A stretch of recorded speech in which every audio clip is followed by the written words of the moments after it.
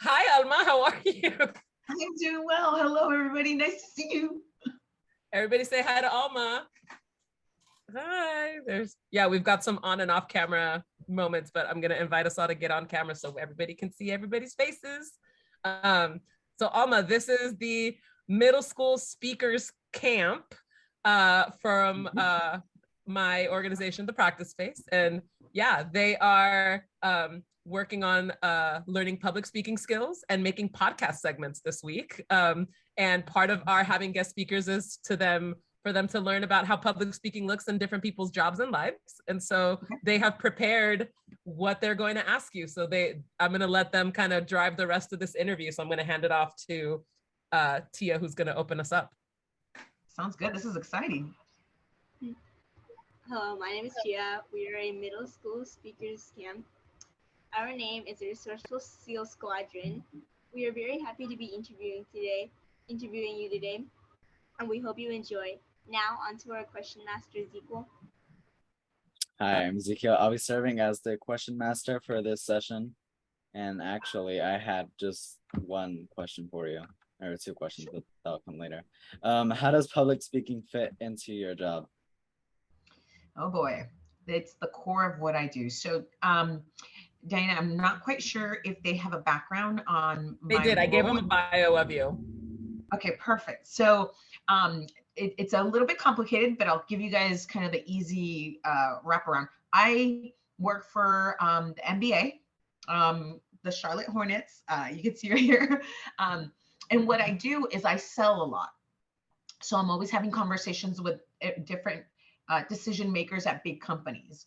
And so when I talk to them, I pretty much present opportunities. So have you guys ever watched a game and you see on the court, there's like names of companies that are printed on the court, right? So that's what my team sells. They go to brands and they call them up and they're like, hey, my name is Alma Angeles. How are you? Nice to meet you. I'm calling from the Charlotte Hornets.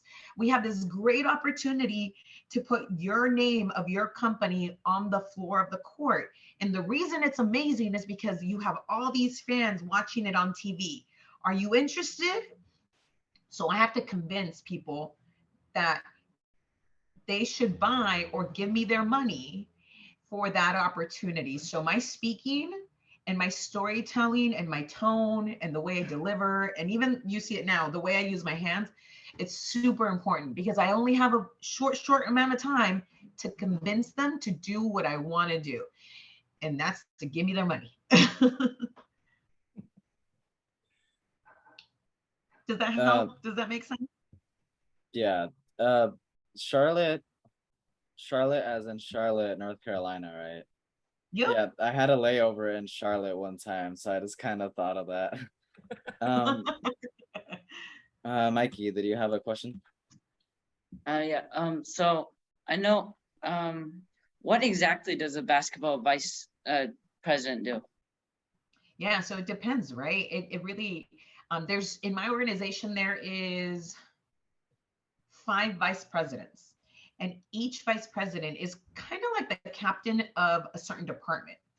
I am the captain of making money for the team, I guess you can say. My team, I have, I manage about 12 people. So I'm the boss of 12 people. And what I do is I pretty much make sure that they're doing their job, make sure that they're happy, make sure that if they have any headaches, meaning they have a problem that they can't solve, it's my job to help them solve it. It is also my job to make sure that they have the tools to succeed in their job, right? So like, let's say, like right now, let's say you guys needed help getting on here, but you didn't have Zoom. For whatever reason, you don't have a computer to get on Zoom. Then you go ahead and report it up to somebody, and that somebody then figures it out for you. They help you figure it out. Is it getting a computer? Is it downloading the program? Is it getting you an access code? What is it? So my team, what they do is they come to me with problems, and it's my job to fix them as well. Yeah. That's a little bit. It sounds boring. I just made them really boring. I didn't mean to make it boring. Mikey, promise, it's going to be a cool job. Kai, you're up. Okay, so my question for you is, if you could change the team you work for, would you? And what team would you join? Oh boy, that one's a tough one because even though I'm North Carolina, I'm from Los Angeles. So let me see, which way should I move? You see that jersey in the background? Do you guys recognize those colors? Do you recognize that jersey? It's the Lakers. So I really like my team. It's a lot of fun, but my heart and my family and my friends, Diana's one of my friends, they're all hometown is Los Angeles. So it's a little bit tough. Would I leave here? I really like it. I don't want to leave here, but if there's an opportunity in my job, sometimes you kind of have to go, right? There's only there's 30 NBA teams only, and they're all over the world, sorry, not over the world, all over the US. So that means my kind of job, there's only 30 of them. So could you imagine only 30? 30 is a little piece. Like, it's not 1,000, it's not 1,000,000, it's only 30. So if there was ever an opportunity to go back, yeah, I'd consider it because that's home. But who knows, right? Maybe New York, Brooklyn needs somebody. Boom, I'm off to New York. Memphis Grizzlies need somebody. Boom, I'm off to like the middle of the US. Who knows? Maybe I end up north, Sacramento Kings. You never know. So I think part of my job too, a little bit of your question, a little bit of Mikey's, is as vice presidents, you also have to be flexible sometimes, especially my job. So I'll travel a lot. So if there's an opportunity, guess what? I kind of pick up all my stuff and I move. So it's really interesting. And it's not like that with every vice president. I work in sports. So that's something that I do.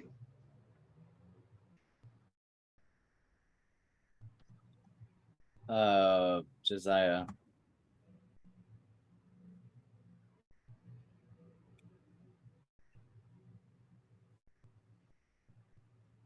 Okay, so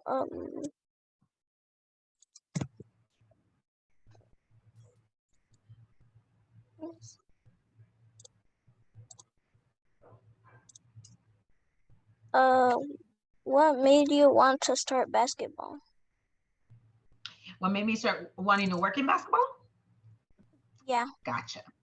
I've always liked sports. Since high school, I've always played sports. In middle school, it made sense to me. It's fun to me. But I'm not a professional player. Oh, far from that. I get tired real quick. I'm not too tall. It's just not my thing. So I figured, what else can I do in something that I really, really like? Because sports were my hobby, really. And so I figured out I'm really good at negotiating. I'm really good talking to different people. So this is actually a perfect thing right now, public speaking. If you like to be chatty, and sometimes people tell you, like, be quiet, you talk too much, all that stuff. They used to tell me that all the time. And look at this. It's turned into a successful career for me. So just tell them to chill out a little bit. So I put my two things, what I was good at, which was communicating and talking. I just learned how to fine tune it. And doing what you're doing right now is a perfect example of it. The only way you get better is by practice. So I did that. And then my passion, which was sports. And in this case, it was basketball. And so you put them together, and I have this great opportunity to work here.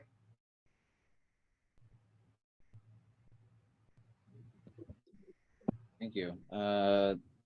Tia? You mentioned you played sports. Have you played basketball, like, specifically? Mm-hmm. So when I was younger, actually your age, I played basketball for a really, really long time. But it was always fun to me. I was never like the superstar player. I knew I wasn't all that great, but I was really athletic. So it worked.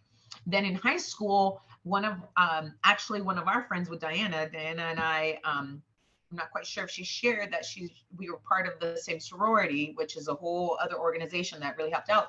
Another one of the members of that organization, she actually went to high school with me, Patty. She wanted to try out for the soccer team, And but she didn't want to do it by herself. So I was like, ah, sure, I'll try it. Let me see what happens. And I ended up being really, really good at soccer, actually. Soccer eventually gave me the opportunity to get a soccer scholarship, and that paid for me to go to college. So I actually went to college playing soccer at Cal State Northridge, one of the schools, the school that we went to school. That's where we graduated from. Mm-hmm. So a little bit of everything. I also did, let's see, I did color guard, so those really, really tall flags. So yeah, I was really good at that. Gave it a try, liked it. It was fun. I did track and field. I was a sprinter.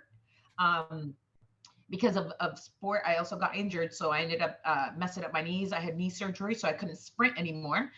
But they wanted me on the team as the team captain. So I ended up doing shot put and discus, which are throwing events. So the shot put is that big ball that you put here. I wasn't good at that. I'm not that strong. So I would throw it and it was like, pink. I'm like, But I tried it and it was fun. Very nice. Joshua. Oh yeah, great. So, do your family members support what you do? They do. They don't understand what I do. For the longest time, when I used to tell my mom that I worked for sports, she's like, "So are you a coach?" I'm like, "No." So I gave up. Sometimes they were like, "Are you the owner?" I'm like, "No, I'm not the owner. I'm not that cool." So sometimes it's really hard to explain. It's only because my job's not really traditional. I didn't even know what I was doing. I fell into it, and then by asking a lot of questions, and this is another thing about public speaking, don't be shy to ask questions, because that's how I found out what this is. No one ever told me. None of my family comes from a business background. So I had to kind of learn it all on my own. My family are agriculture workers. So they know when strawberry season is, they know how to pick the perfect watermelon, like all those good things. I know how to plant a plant and keep it alive because they know everything, which is amazing because I love plants. But they didn't know this world. So it's really hard for them to understand. But what they do appreciate is the simple fact that I'm working hard. I like what I do. I'm happy and I'm not struggling. So yeah, they just know I work in sports and that it's a really cool job.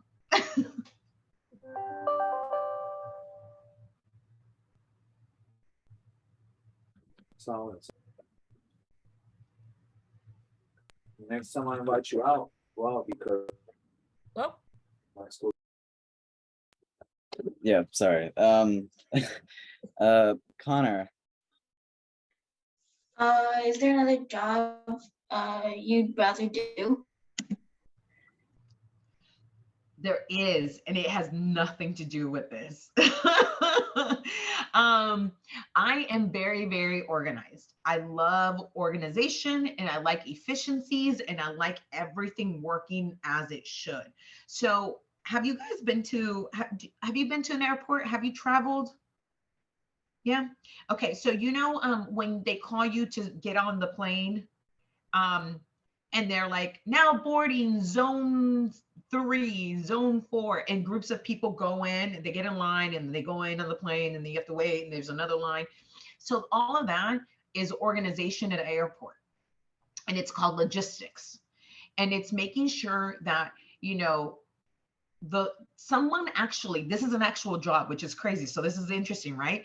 Someone's actually in charge of making sure that those lines are in a right area so they don't block a bathroom, that they don't block, you know, the Starbucks that's around the corner and congestion and make it like all cluttered and stuff. There's somebody that gets hired to make sure that there's like ropes and organization of people and how do they go in what section, and is there a TV saying, hey, this is group number 3 right now, so there's no confusion. And then at the bottom it says group number 4 is next. Like all that, someone gets paid to do that. And if I was working in sports, I would like that because I just like organization. I think it makes it easy. I'm a little bit of a nerd like that. People might think that's lame. I like it. So there you go.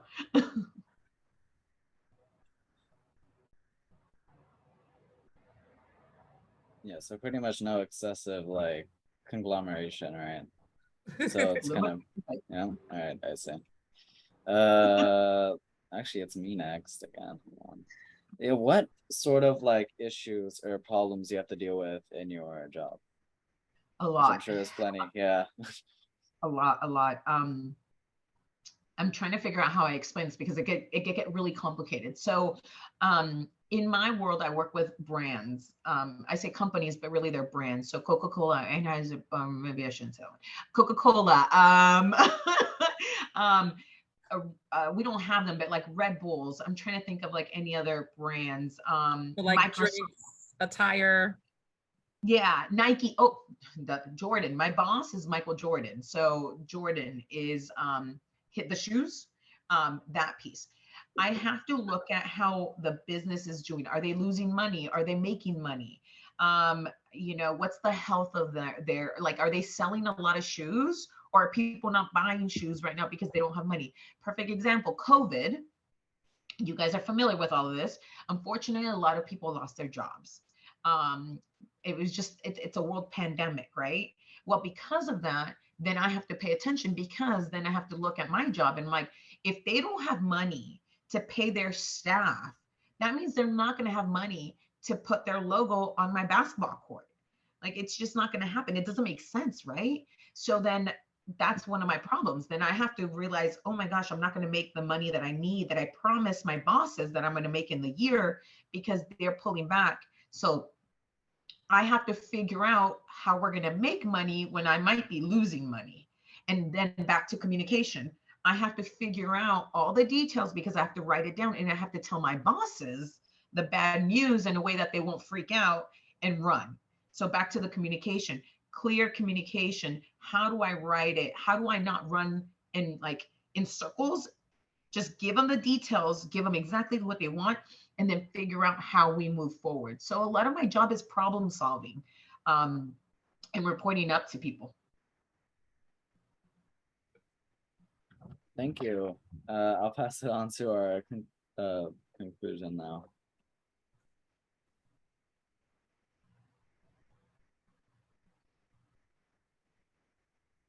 Josiah, that's you.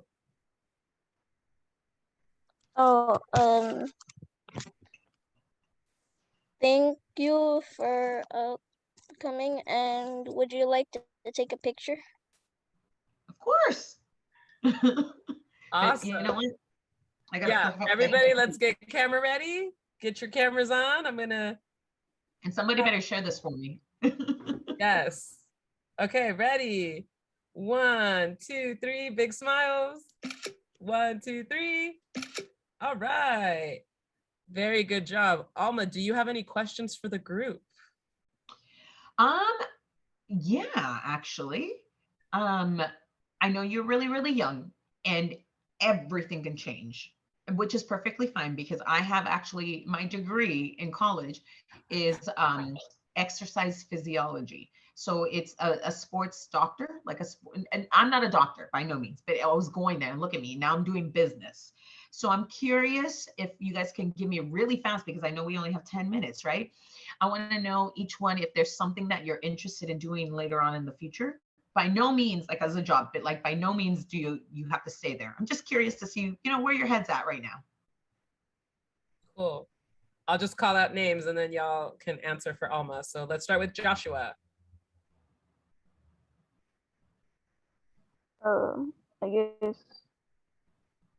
let me see. And it's okay if you don't know.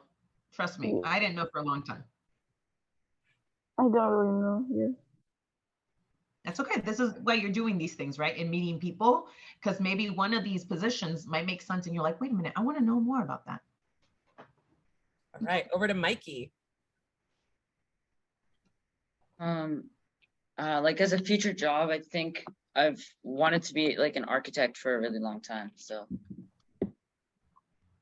that's actually really cool. Over to Connor.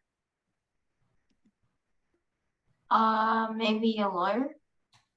Hey, if you are, tell me, because I'm sure I'm going to need your services at one point or another. Over to Josiah. What? A job you might want when you grow up. What do you think? Oh, probably being like an engineer. It's pretty cool. Very cool. Over to Kai. I don't know, maybe a doctor. I'm gonna need you to. I'm gonna need all of you. Yeah. That's just reality. Over to Tia. My views, maybe like criminologist or like therapist, like something around therapist. That's and Ezekiel, what about you? I'm actually all over the place when it comes to this question because I just like so many things. It's just so difficult. I want to be a writer, forensic scientist, or a psychologist. You know, it's just, yeah, a lot of things really. Possible outcomes. I think that's so much fun because you have options. You guys have so much time. You can figure out. Diana, I'm not sure if this is part of it, but like there's internships and then there's like all these things where you could try things out. If you don't like it, then you leave. I thought at one point, like I mentioned, I thought I was going to be a sports medicine doctor. I didn't do that. The other thing is when I first started my job, I wanted to be in PR, meaning like the news people, you know, like the ones that are reporting stories and stuff. Yeah, I didn't like that. I was like, that's not for me. It took forever and I finally found it, but you have to give it a try. I think we're also very fortunate to have just access to just so much information and have so many resources available that weren't for, you know, past generations. And yeah. That's right. When we went to college, we had to like, there wasn't, I think we were the first class that had like university email. Email wasn't a thing. It was very new when we went to college. Yeah. So you all have a lot more things. I know. Let's not talk about how old we are. Ella, do you have any questions for Alma? No, it was really interesting to hear about your job. I'd never thought about that. I think that's the cool thing about it, right? Ezekiel mentions a really good thing. If you start searching for things, you'll find things. There's a lot that I even don't know that was a job. I was talking to my niece. She is 16 and she's in a point where she doesn't know what she wants to do. She's like, I don't know.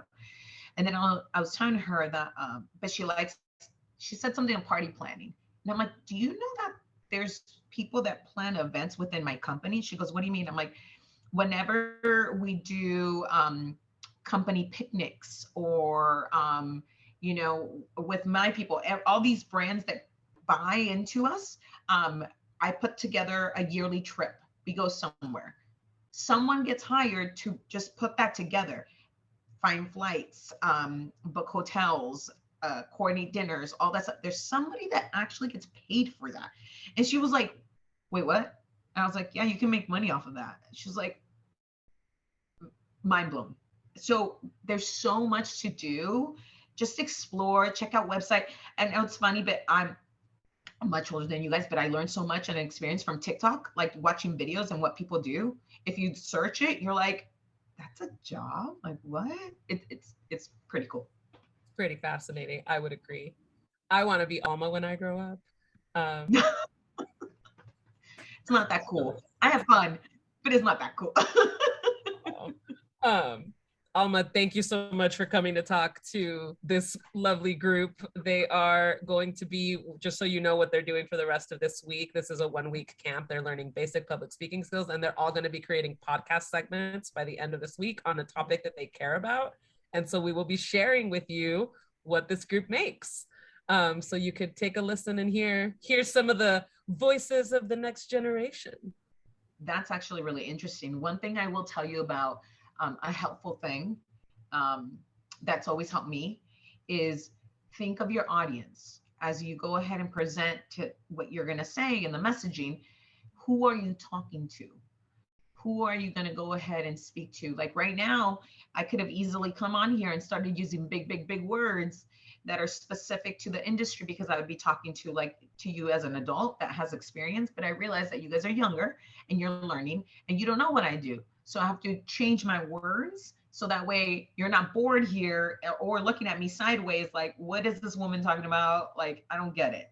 So as you guys build up your stories, figure out what you want to say and who you want to say it to, because you want somebody to listen to it, right? So it's hard. It's not easy. It's hard work. But once you get it.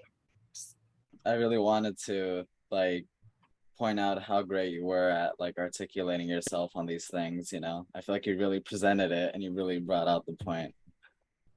I really appreciate that. Thank you. No, everybody's coachable, and honestly, like that really helps me. Thank you so much. Thank you. Yay. Alma, I'm so happy to see you. I love you so much. Thank you for joining this group. And yeah, we will send you some, I'll send you the sound bites of what they were able to make. Such a joy to have you. And I'm sure all of you got some great tips for your segments that we'll be working on. We're going into script writing after lunch today. Ooh, fun times. Yes. Whatever you need, please tell Diana. She's one of my dear friends and she can let me know. And I'm here to help you out throughout your journey, okay? Pleasure meeting you. Everybody have a good day. Nice to meet you too. Say hi to Michael Jordan for us. I will. Bye, Okay, everybody. bye.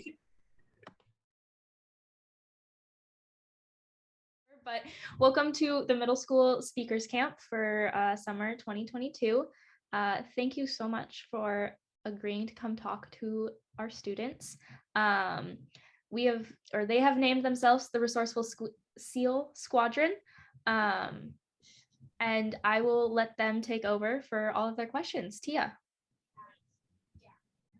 Hi, my name is Tia. I will be the question master and I will be asking you first question. So, would you rather be doing something else right now, or are you happy with what you do? Actually, I just got off of an interview for a position in human resources. So while I do like the job I'm doing, it's not the career path that I wanted to go into. I currently work as an accounting assistant, so I'm dealing with numbers and charges and payments, which is kind of boring. So I'm looking to go into human resources, which is more working with people, with hiring them, helping them while they're working. So if they get an injury, there's people that help them with getting compensation for that. When somebody's going through the hiring process, things like that. That's more what I'm interested in. It's what I was interviewing for, which is why I'm dressed up a little bit. Okay, thank you. Mikey, would you like to ask your question? How does public speaking fit into your job? And if it does, then do you have any tips? So public speaking in like the broad sense of like you're talking in front of a huge group of people isn't as relevant in the position that I do, but more the public speaking of like figuring out your speaking points, being able to properly say what you want to say, make it very clear, kind of figure out how to communicate to your audience is relevant in my position. I do talk to a lot of students and parents that have questions about charges, don't understand how to do payments. And so I use a lot of those kinds of aspects of public speaking. And really just you learn through practice. When you're first trying to like talk to people, keeping a little list, or like before you even do a phone call, just have like some of the speaking points that you want before you start talking to somebody, and then just have a notepad on hand in case they ask any questions you can't answer. You can always put them on hold and be like, oh, that's a great question, let me get back to you. But so in terms of talking in front of a lot of people, I do not do that. Desire, would you like to ask your question?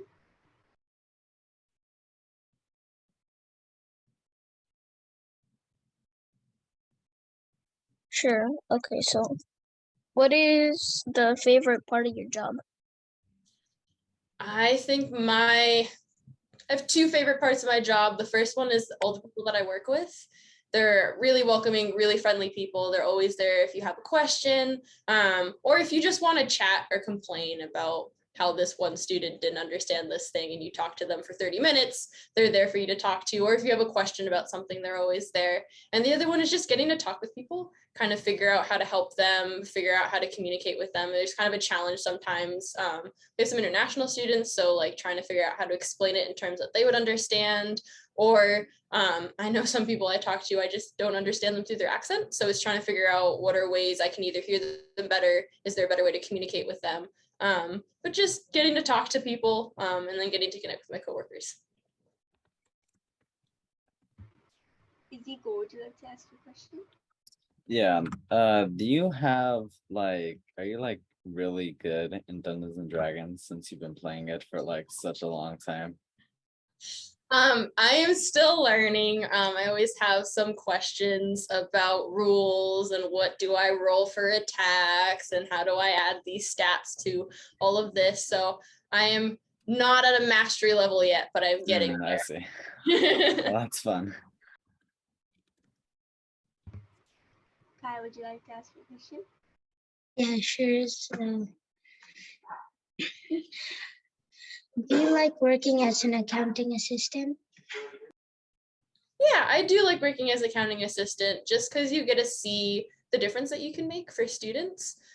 So they do have a lot of money they have to pay. So being able to help them either work through how are you going to pay it, or even sometimes if I mischarge somebody and they're like, hey, what are you doing? It's being able to see that difference and be able to just help them not have to worry about housing as much and get to worry about their academics, just to being able to talk to them and explain things.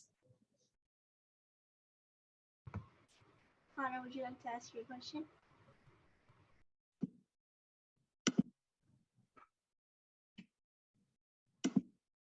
How is it was it being in like a debate team? So I did the speech side of speech and debate. So I more did acting and giving more public speeches, but I found it more fun getting to be with the team and kind of doing those skills just with the people that you trust and you know, rather than competitions. Those cause a lot of anxiety. I'm not the biggest fan of speaking in front of a lot of people, but it is an important skill to learn. I think there's going to be random points in time where you have to do public speaking. I know I've had to do some for awards, an internship, I had to do public speaking. So doing speech was really great. It really did help me. It also, I studied communications when I was an undergrad. So doing speech and debate really did help me kind of figure out, oh, I do like doing this. It is something I'd like to study. And then it really helped in classes when they're like, now you have to present in front of a lot of people. I'm like, okay, done this in high school. I think I've got it down enough that I can do it in front of people for class and a grade. But I found speech and debate really fun, especially the people and the teams. Rebecca, would you like to ask your question? Is your favorite game Dungeons and Dragons? Yeah, it really is. It is why I included it. I love it just because you get to play with people and kind of learn how do they think, how do they tick, kind of get to make friends that way.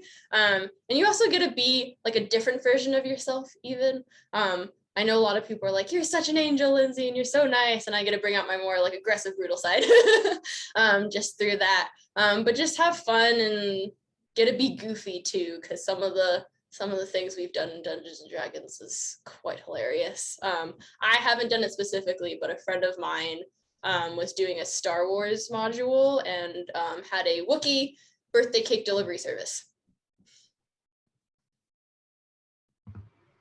Joshua, would you like to ask your question? Oh, yeah. Let me get my question real quickly.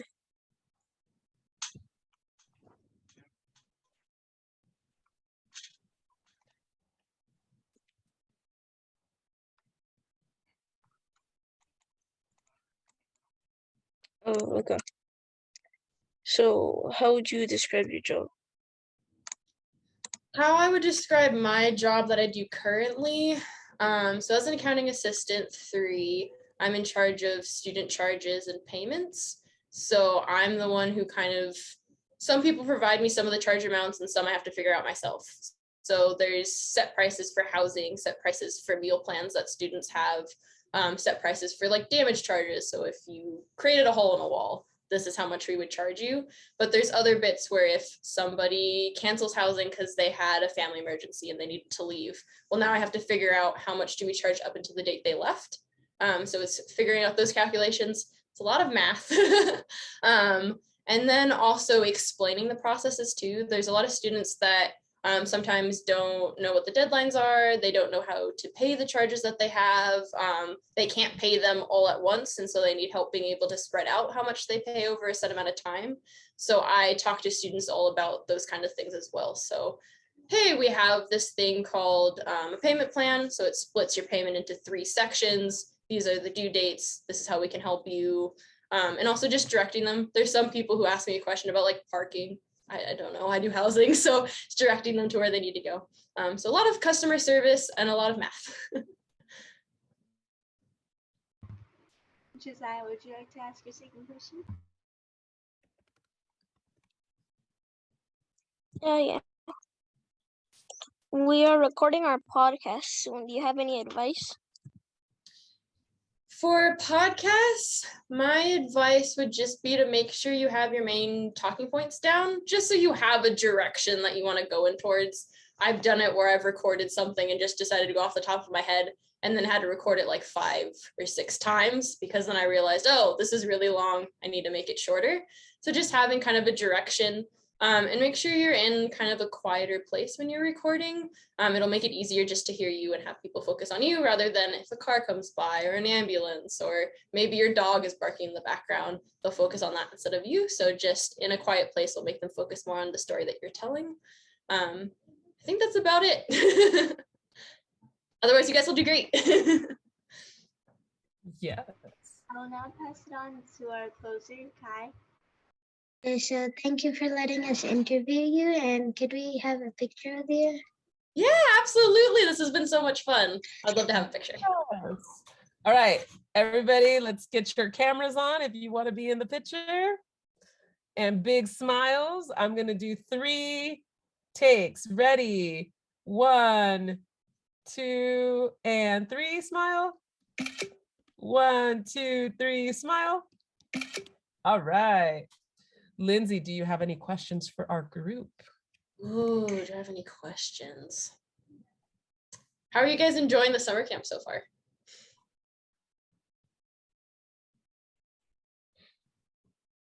Who wants to take that one?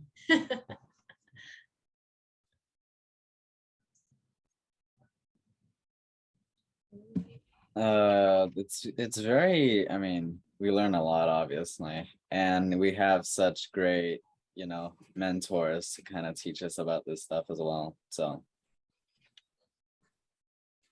Tia says it's fun and engaging in the chat. Excellent. Oh, yay. Shout out. Any other questions you have for us? How many of you play Dungeons and Dragons? Ah, that's a good one. Who plays Dungeons and Dragons? I saw a shake head from Connor. You don't play. What is Dungeons and Dragons, if I may ask? Like, I'm not even sure what the game is.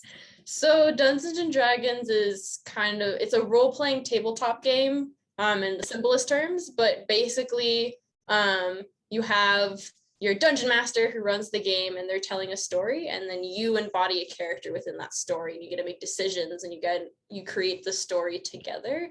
And then there's rules, so it's not like I am now the most powerful god in the world and I will defeat all of my enemies, but there's rules to like what you can do, rules to like how you level up, get skills. But it is largely storytelling with your friends. I know there's a YouTube video somewhere where the guy was like, oh, if I introduced it, I'd start telling a story about how you're in this tavern and you hear a scream outside and what are you going to do? So it's kind of those things, like your dungeon master will set the scene and then from there you guys run the story. Oh, I read that there was like a college class about it at some point. I forget which university had a Dungeons and Dragons. That would be cool. I know my university has a club. So anybody that's interested can kind of just go in, join games, figure out what they like. And there's different systems. There's Dungeons and Dragons. There's one called Pathfinder. There's different kinds of systems too with a little bit different rules. And more like different settings. So Dungeons and Dragons is usually more fantasy. There's another one that's more like if you were in space. And so different ways to run different things. Is that one called like Planets and Satellites or something? No, I'm trying to think. Because I'm like, there's no dragons in space that I know of. I don't know. We could create some dragons. That's the fun about playing. Yeah. Excellent. Well, I have one last burning question, Ella. I don't know if you have any burning questions for Lindsay. But my burning question for you is, what job would you have if money didn't matter and you could just do something you liked? Oh, if money didn't matter, that's a good one. I feel like I've run through so many different ones where I was like, that would just be fun. Maybe be a zookeeper. You're gonna just take care of animals. I don't know, like something where you have a lot of work to do and you can just be in the moment, but also like you're outside and you're enjoying it. I think one time I was like, I could be a park ranger. But honestly, like traveling, anything that lets me travel a bit, that'd be fun. I have so many travel plans and I can't do them because I'm working. Worst. I like park ranger. That sounds like a fun one. And zookeeper too, because then I'm just like, oh, that means you'd have to like figure out like, how do I feed a crocodile, but also how do I feed like a camel? And like, they might have very different eating needs. Or you can like snuggle with koalas or a giraffe. Yeah. I would totally snuggle with a baby koala. That would be so fun. All right. Any other burning questions for Lindsay before we say goodbye? I guess I do have one. Did you do speech in college? I did not, more because what was offered to me was more Congress or doing debate rather than doing the speech aspect. But in communication studies, a lot of the classes were, there was one on like literally public speaking.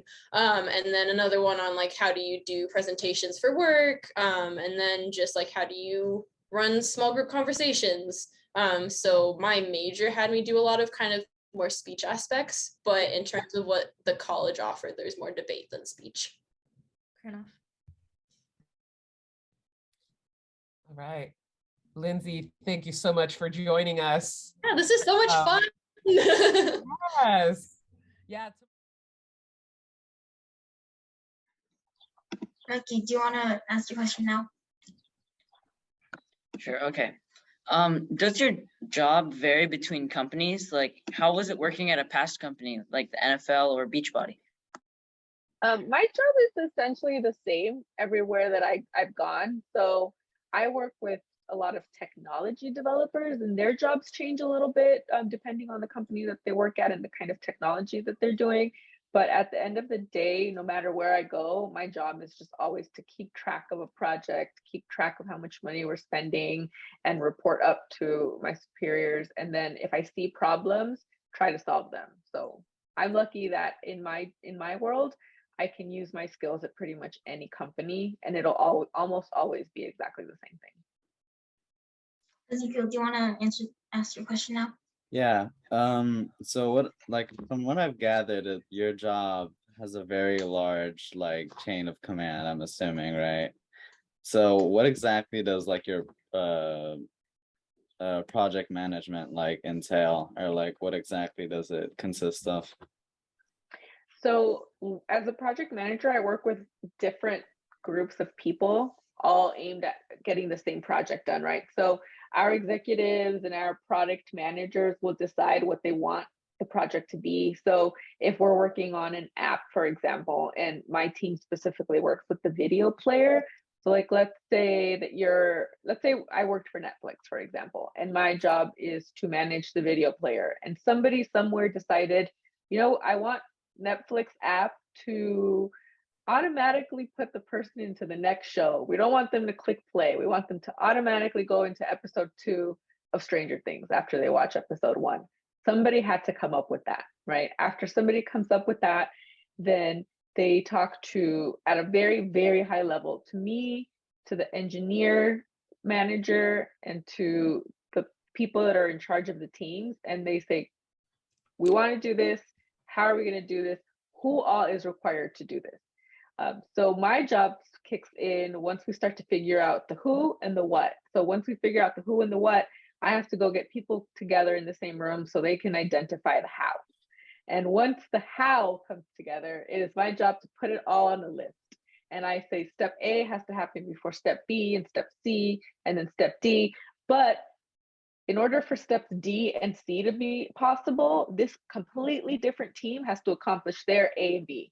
So then I have to just start tying all of that stuff together, and I have to start putting plans together for team 1 has to do their work, and then team 2 has to do their work. And at what point does all the work have to come together so that you don't have to press the play button on episode 2 of Stranger Things? All you have to do is watch episode 1, and then episode 2 will happen automatically. Thank you. Very detailed answer. It's a very detail-oriented job I have. Rebecca, do you want to answer your question now? Yeah. So, how did you adopt Harry? When and why? Harry has been in my life for 8 years now. He is 8 years old, and my husband gave him to me for my birthday after asking for 2 whole years if I could get a dog. Because that is the one thing about living with someone. You both have to agree to it. So I got Harry 8 years ago. He is the laziest little dog in the world. If I could show you, you would see he is sleeping right next to me. And fun fact about Harry, he has 3 legs because he lost one about 5 or 6 years ago. So most of his life, he has been a 3-legged dog.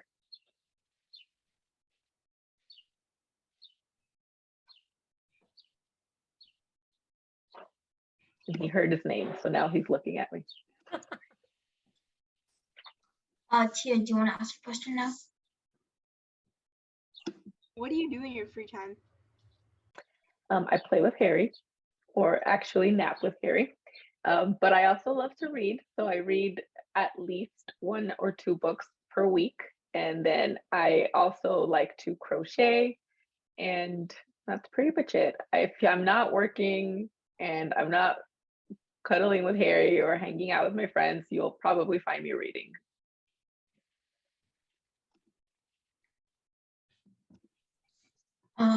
Joshua, do you want to ask your question?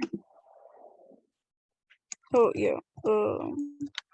So did you ever consider pursuing a different career? Yes, all of the time. When I went to college, I decided that I was going to be an optometrist. So I planned to be an eye doctor because that is what I thought I should do, since I worked at an optometrist when I was in high school. And my mom said I should be a doctor. And I thought, well, I already work in an eye doctor's office. And my mom said I should be a doctor, so I should go be an eye doctor.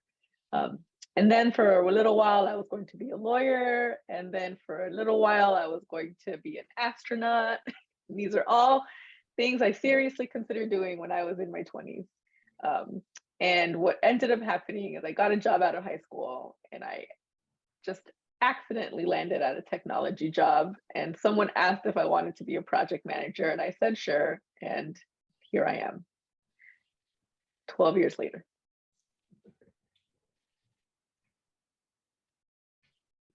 Just say about your question. Oh, what's your favorite food? All of it. I love all food, but I definitely would have to say tacos are my favorite. You can make so many different kinds and put so much stuff in it. And you can make a giant taco out of a flour tortilla and call it a burrito.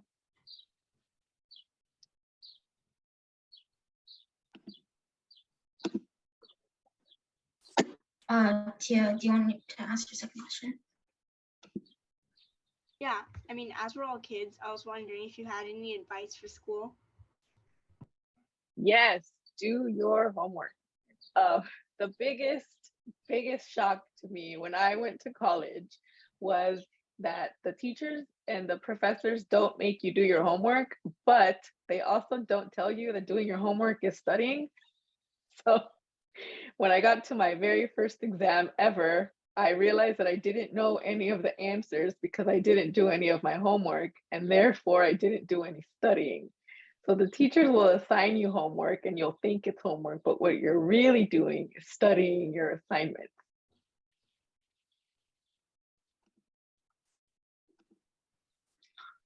Mikey, do you want to ask another question? Okay. In your opinion, is life difficult, and how so? And do you think it would be less or more difficult? Do you think other people's lives are more or less difficult than yours? Oh man, that is a great question. I would say that my life has difficulties in it, but I wouldn't say that my life is difficult. I was very lucky to have had parents who were very supportive, and they let me focus on, doing school and doing after school activities and programs like the ones that you're in. And I had friends whose parents like made them get summer jobs, or they had to get summer jobs because they had to help. And my mom and dad were just very, very good about telling me like, go to school, study, but they didn't apply any pressure, beyond my mom telling me I had to be a doctor, which obviously I am not. I just like, they kind of just let me do what I wanted and be whatever I wanted to be, as long as I wasn't getting into any trouble. So I would say that my life has been pretty easy in that respect. And because I had that supportive home, I was able to just explore myself and do whatever I wanted. My parents let me live in their house for a very long time for free. So I was able to kind of work and do the things I wanted to do before I had to get serious and be an adult with a job and a mortgage. So I would say my life is a little bit easier than some people, but it's definitely harder than a lot of other people's. But at the end of the day, I think everyone has hardships, and you just have to find the people that will support you and help you get past them, right? So sometimes if that can't be your parents, because maybe they don't understand what it's like to go through college because they didn't go, like, you can find a community somewhere else and start to lean on friends and other people and mentors to help, because life is definitely easier when you find a good network of people that will help you accomplish your goals. And I know Tia asked me if I had advice. Another piece of advice I have is, do not be afraid to ask for help when you need it. I think a lot of times people think like, oh, you shouldn't ask for help because people will think that you only want to be their friends because you need them. But as you get older, you realize like everybody needs help, and everybody is willing to give it to you if you just ask for it. Or most people are willing to give it to you. But if someone says no to you, don't be discouraged. Okay, do you want to ask your question? How does Harry impact your job? He makes my job better, except for when he barks at the mailman and the package delivery people. Then I have to hit mute on my Zoom really, really quickly. But I'm going to go off video for a second so you can see my Zoom photo. So every time I'm on Zoom calls, people always ask about my dog. And so I start almost every phone call with people with questions about Harry. And people love dogs.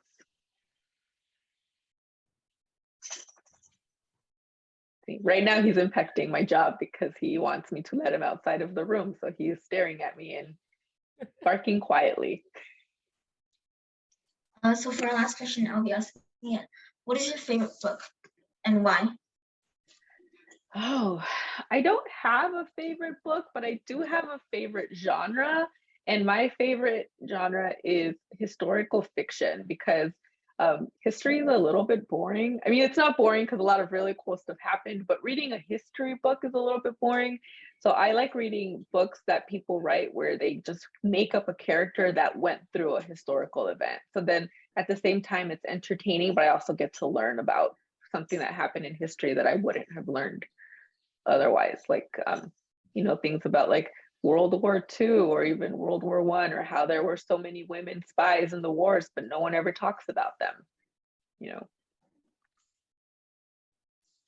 So that wraps up our questions. Do you have any questions for us? How do you guys like being in your program? Who would like to answer that?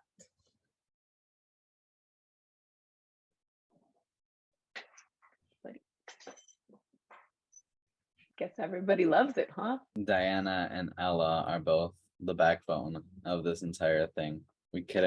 This wouldn't be happening without them, so we appreciate them very much. Awesome. That's very sweet. Do you guys want to see Harry? Yes. All right, I have to take the blur off my background because otherwise you can't see him. But let me go pick him up because he's at the door right now. It's a really pretty background with all those books. Look at that display. Bigger Oh, book thank collection. you. Bigger I book collection know. than me. Look, there's a photo of Harry right up there. Oh my I god. love that. I know, right? I have a lot of books, but this is Harry. Harry. He Yeah. can't hear you because I've got headphones in, and he's just wondering why I won't let him go outside. Instead, I made him come sit in front of the computer again. Oh my Say gosh. hi, buddy. Say hi. Let's see if we can get you to look over here. Look. Nope. I love how dogs always look really confused. I know. But they are. He's like, why am I on your lap? And why are you putting me in front of this box again? I love it.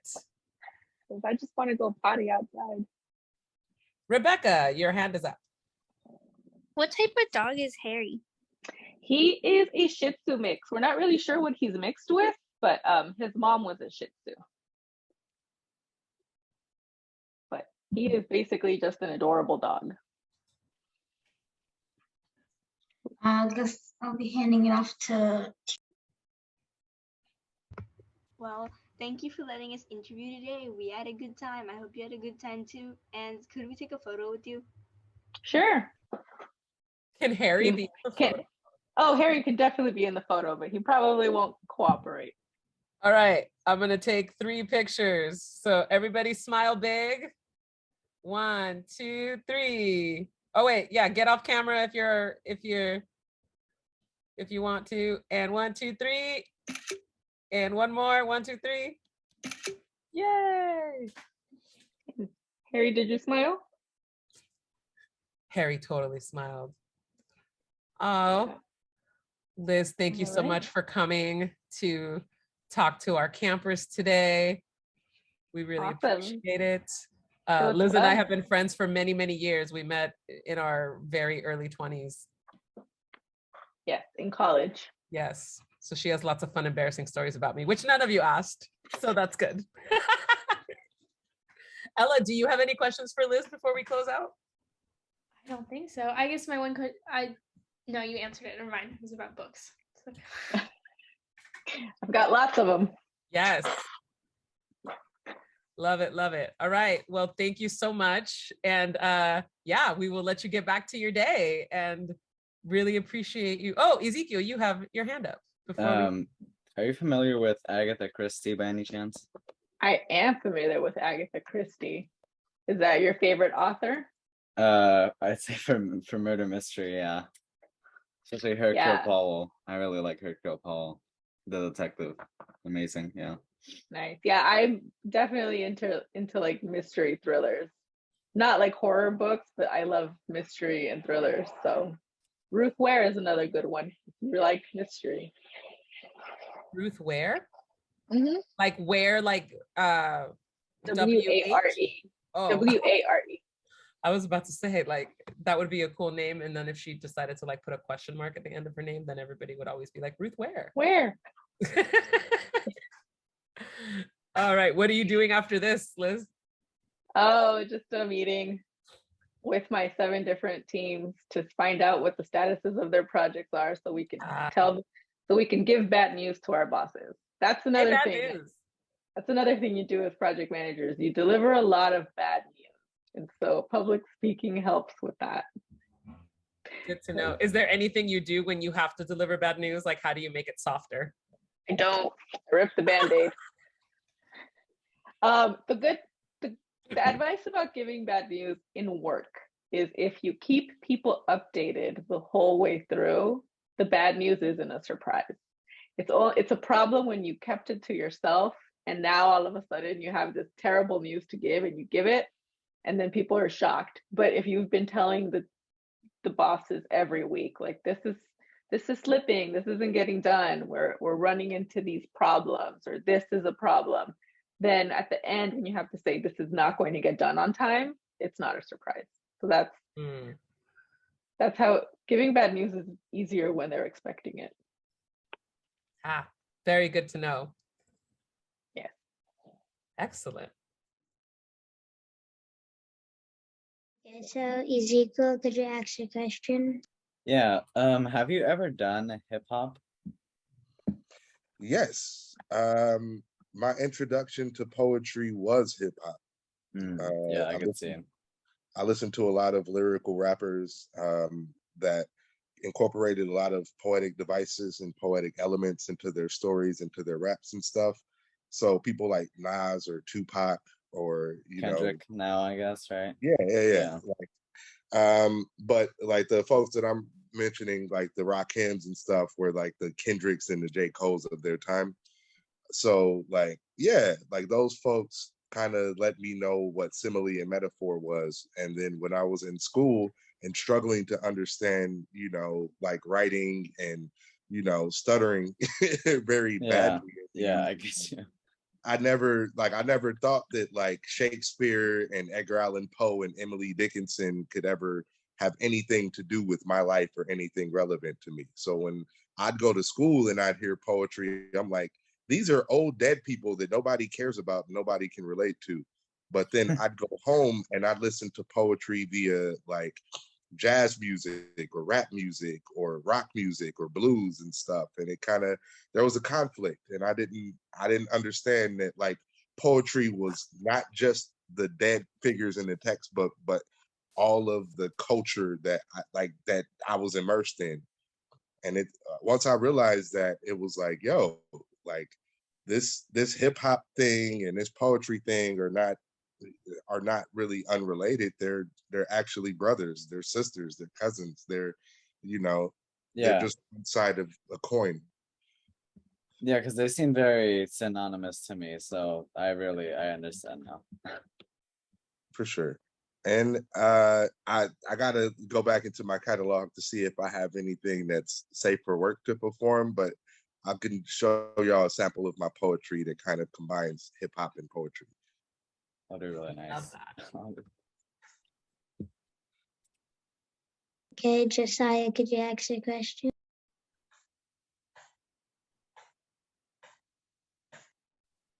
Okay, what is being a poet like?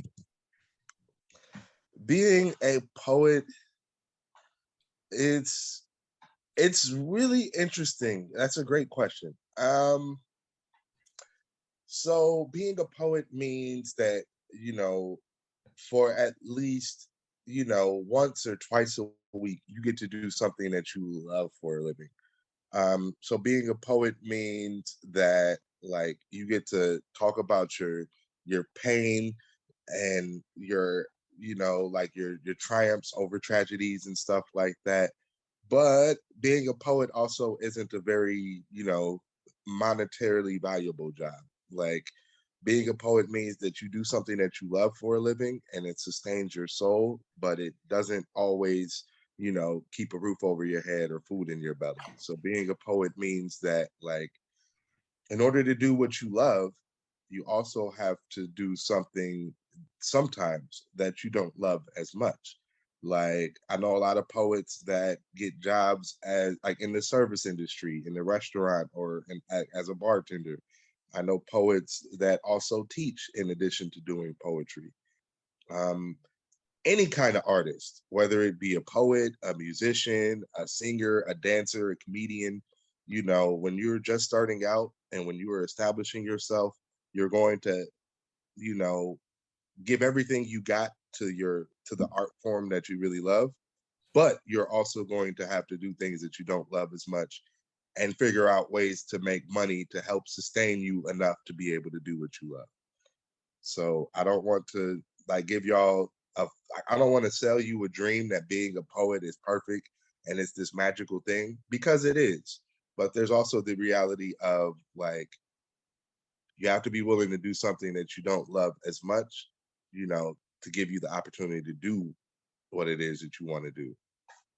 It's like going to school. If you hate school and like every fiber of your soul is like, I want to break out of these four walls and never come back, you might not love school at all.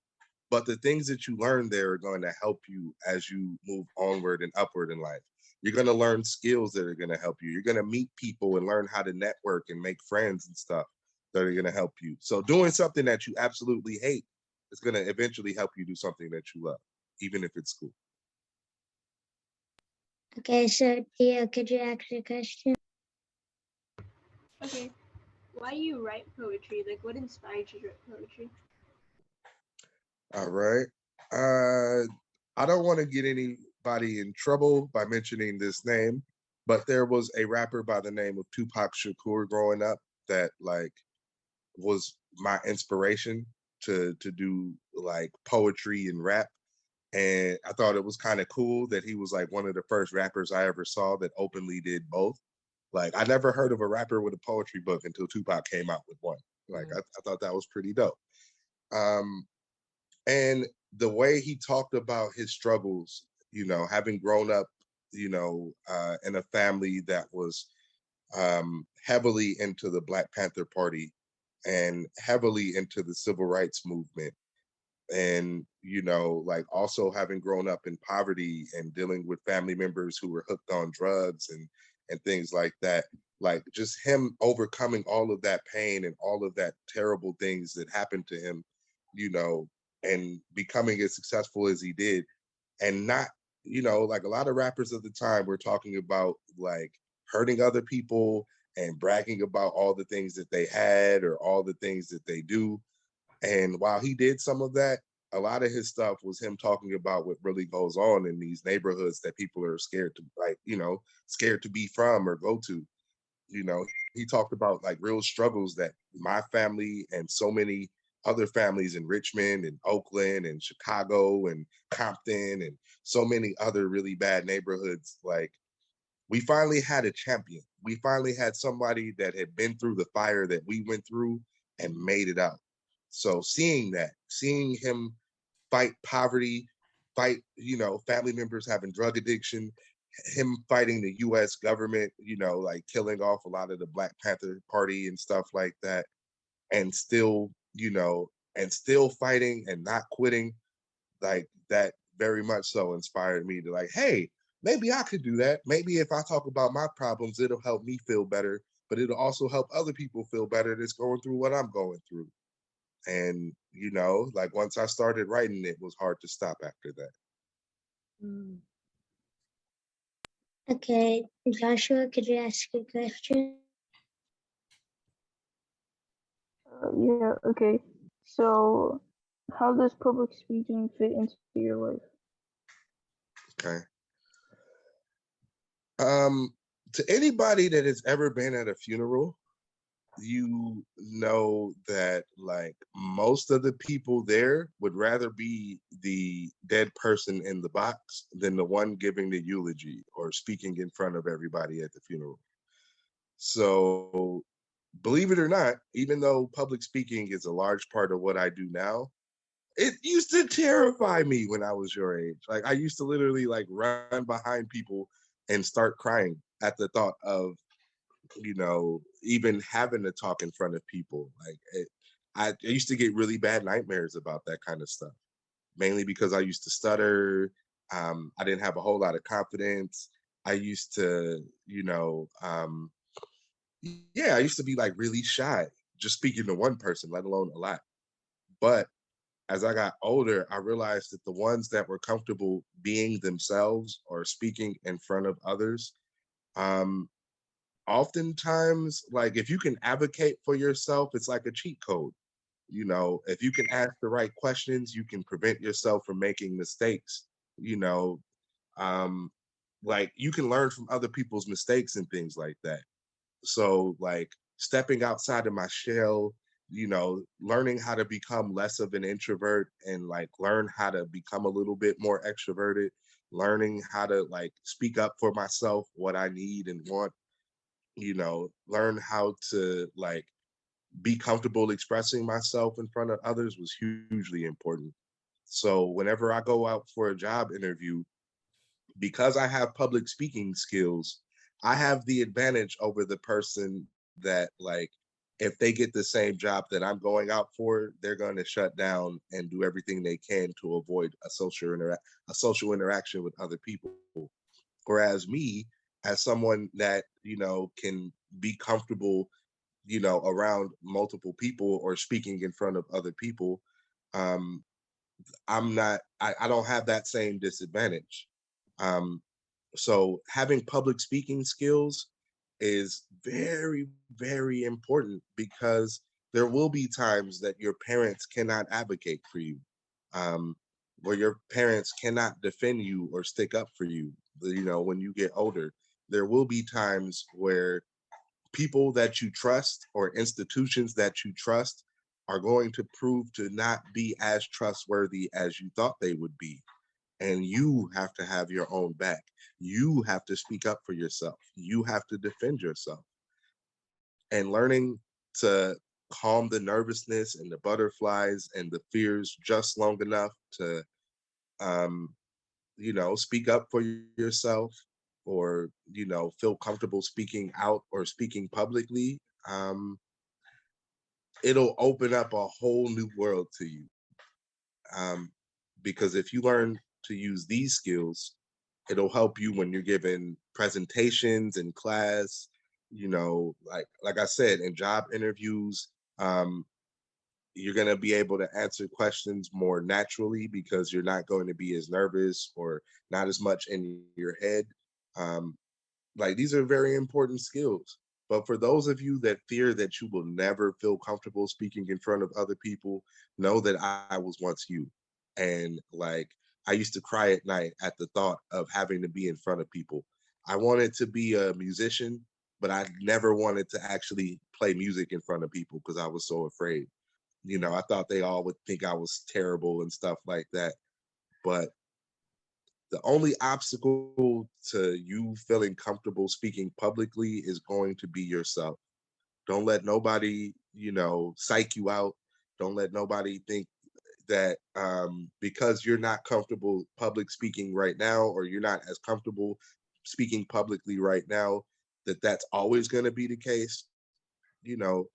Whatever your weaknesses are right now, you have a lot of time to turn it into a strength, like I did. So it might be a scary thought, the thought of you standing in front of 100 people, 500 people, 5,000 people. But I know that everybody in this class can and will do that one day. You just have to work at it like any other skill. Okay, Mikey, could you ask a question? Okay, have you always enjoyed telling or listening to poetry? Nope, because I loved listening to poetry or being surrounded by poetry when I'd watch, movies with a very with a very poetic screenplay, and a lot of quotable lines, or I'd listen to songs that were pretty much poetry over music. I loved poetry then, and then I would go to school and then open a textbook and it'd be talking about forests. And I'm like, bruh, we ain't got no trees in Richmond like that. Or it'd be talking about snow, and it's like, bruh, I'm in Cali, yo. It don't snow in the Bay. Yo, what is snow again? I know ice, but what's snow? So yeah, I just really could not relate. I couldn't get jiggy to that stuff, yo. It was like, man, it was like they were speaking Greek or something. I could relate more to stuff and languages I didn't understand than reading a English textbook about poets whose lives or whose themes in their poetry I couldn't get with. So no, I absolutely hated poetry, my first introduction to it. So much so I used to make fun of the kids that wrote poetry when I was younger, because how can you connect to something that boring? All those people in that book are dead, and I think their poetry should be too. Why we still got to read that stuff? Why do you like that crap? Because I was a little knucklehead back then. but as I got older, as I got a little bit more wiser, I noticed that there is a place for all kinds of poetry. And while ghetto poets like Tupac and Nas and Rakim and stuff like that were the ones that I could relate to, whose stories I had lived and the people closest to me had lived as well. Like when I realized that the stuff I was listening to outside of school counted as poetry too, it made me pay closer attention to the stuff I was learning in school.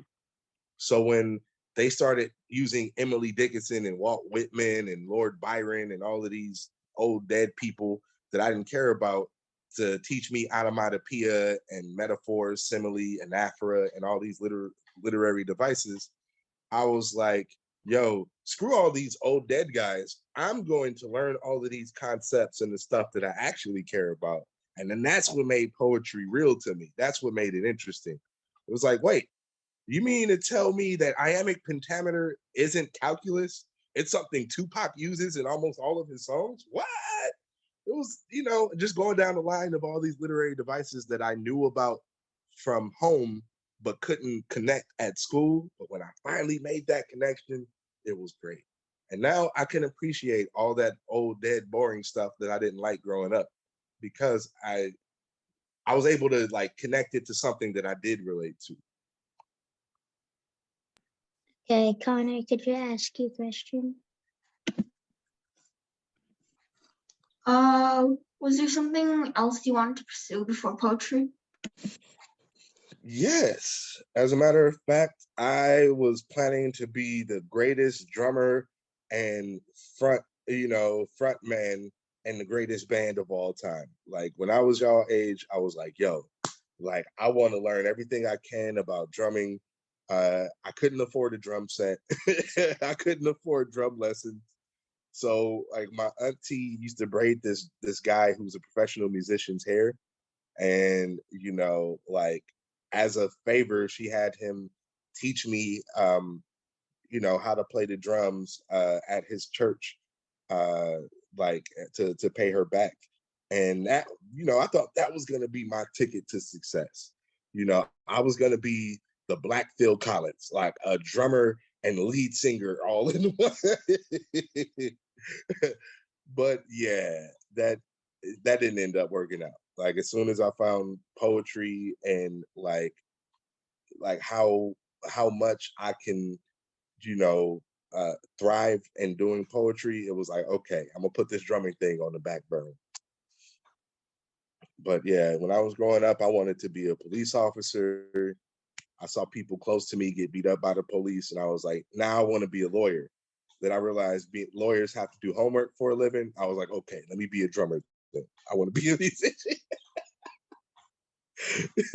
So yeah, there was a lot of things that I wanted to be when I was growing up. But once I realized that there was something that I was really passionate about, I focused on that and like became the best that I can be at that one thing. Okay, now I'm gonna pass it on to our closer, Joshua.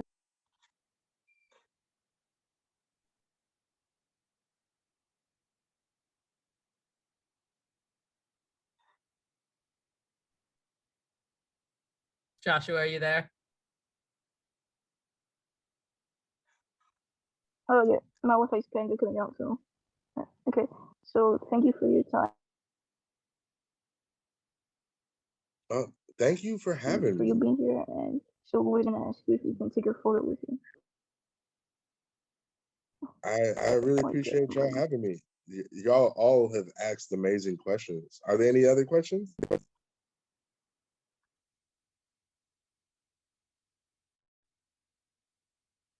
Any more burning questions for Prophet before we close up? Do you do EA? Do I do the what? Do you do Kanye West? As the music, not him, but the music. Yeah. I have a love-hate relationship with Kanye.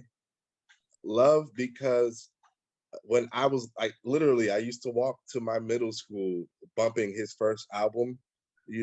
Like College dropout. Before I became a college dropout myself, I used to listen to him, singing about how wasn't supposed to make it past 25. Jokes on still alive. Like just shouting that at the top of my lungs, like no middle schooler should be doing. Like, you know, when he was talking about George Bush not caring about Black people, I was all, Oh yeah. all Yeah. for yay. And then after his mom passed, and like, you know, essentially after the graduation album and everything that happened after his mom passed away, he just lost me. And because of Kanye the person, I couldn't get jiggy to Kanye the music anymore. Like, Yeah. occasionally an old song will come on and I'll find myself dancing to it, and then I'll admonish myself like, hey, we're not supposed to get groovy to that anymore. But yeah, like Yeah. Kanye the Yeah, I person get you. lost me. Like he lost me so much as a fan, as a MC that was once inspired by his beats and inspired by like the poetry of his music. Yeah, like he took a dark turn, and Yeah, as definitely. as a human being, I really hope that he gets the help that he has needed for a while now. And maybe he could go back to being the Kanye that I loved so much, but yeah, I'm holding my breath on it. It's a great question. Definitely. So if wrap there's up. Oh, go ahead. Oh, we wanted to see if we could take a photo with you for our camp highlight reel. Would that be okay? All right, hold on. Let me. Yeah, get yourself camera ready. And then if anybody that's off camera wants to be on camera for this with a big smile, that would be lovely. Okay. After the pic, I can do a poem, a short poem for you. Excellent. We would love that. All right. Ready? Everybody smile. I'm gonna do 3. Ready? 1, 2, 3. Oh, wait. Oh, there we go. All right, one more. 1, 2, 3. All right. And we'd love to hear a short poem. All right, so I'm gonna do a quick verse. All right, yeah, I think this is pretty safe for work. It is from a poem / song of mine called "Am I a Fool?" It's about growing up in Richmond and like what my family, you know, has endured and what I have been through. The gentrification of Richmond's impatiently waiting to get us debating our place in it, facing eviction from baseless and racist intentions, replacing the tenants through rates so ridiculous, pay these outrageously plaintive expenses or vacants the fate of the place where you stay. We split with no wages or representation to give us a way to live in the bay. Prayers for those who believe it. Not on these streets where the heathens are bleeding, deceased from a beef that precedes them, policing that beats them, to weaknesses weeded, and all hope is fleeting. My city has pride with a purpose, is highly deserted from nightly disturbance. Nobody to serve us. Our lives have been worthless because violence is urgent. We die or survive in the gutter with urgency, hustling for currency, earning these daily. It's crazy. The same hood that love me and hate me can make me. The same hood that loved me and made me can hate me and one day might murder me. In first degree, certainly, I've suffered through the toughest of troubled, maladjusted youth. I've seen fiends with scuffed up shoes, puffing fumes of drugs or booze, but hard times and struggle got a funny way of humbling you. When the crime rate wave one time gon' parade daily through all the blocks you was raised in. Gotta find your way, cause they lying in wait, decaying on this grindstone pavement. Never let them take your mind. Keep your heart light through all of the fire and dark nights. Though the ghetto's a heck of a hard life and nobody acknowledges our plight on corners with brothers that turned into savages. So to form by significant poverty's damages, look at the images. Cities are ravaged through feds, are sick and sadistic, they bust when they capture you. The road to survival's a hassle that tackles you. So we find hope in religious figures that shackle youth. Revolution is imminent struggle and bundles. Fighting death and imprisonment, walk through the jungle. Revolution is imminent struggle and bundles, fighting death and imprisonment. Walk through the jungle. Thank you. Yay. That was beautiful. That was amazing. That was amazing, yeah. Thank you so much, Prophet. We're so glad you came to join our camp for the day. Just so you know, context-wise, this group will be making podcast segments by the end of the week on topics they care about. So I will share what they come up with so that you could get a flavor for some of the poetic moments and lyricalness that these group will do. I'm so excited. I know that this class is full of brilliant young minds, and I know that they're going to be speaking brilliantly on the pod. Woohoo! Thank you so much. I appreciate it so much for you joining to give us a little dose of poetic inspiration today. Thank you so much for having me. I hope y'all have a beautiful rest of your class period. Yes, thanks. Everybody say bye. Thank you, Prophet. Thank you. Bye-bye. Bye.